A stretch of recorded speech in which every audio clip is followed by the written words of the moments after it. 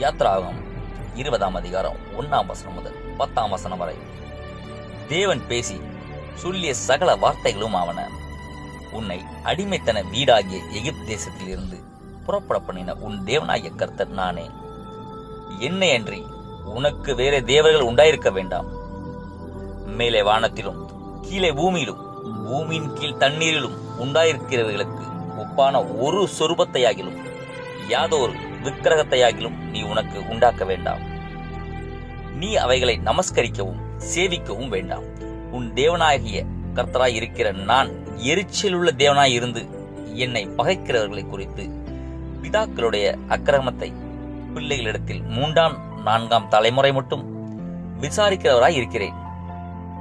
என்னிடத்தில் அன்பு கூர்ந்து என் கற்பனைகளை கைக்கொள்கிறவர்களுக்கோ 1000 தலைமுறை மட்டும் இரக்கம் செய்கிறவராய் இருக்கிறேன்.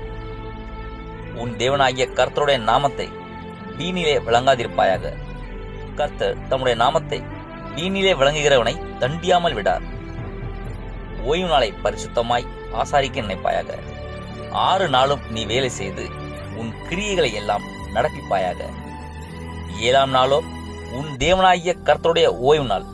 அதிலே நீயானாலும் உன் குமாரனானாலும் உன் குமாரத்தியானாலும் உன் வேலைக்காரனானாலும் உன் வேலைக்காரியானாலும் உன் மிருக ஜீவனானாலும் உன் வாசல்களில் இருக்கிற அந்நியனானாலும் யாதொரு வேலையும் செய்ய வேண்டாம்.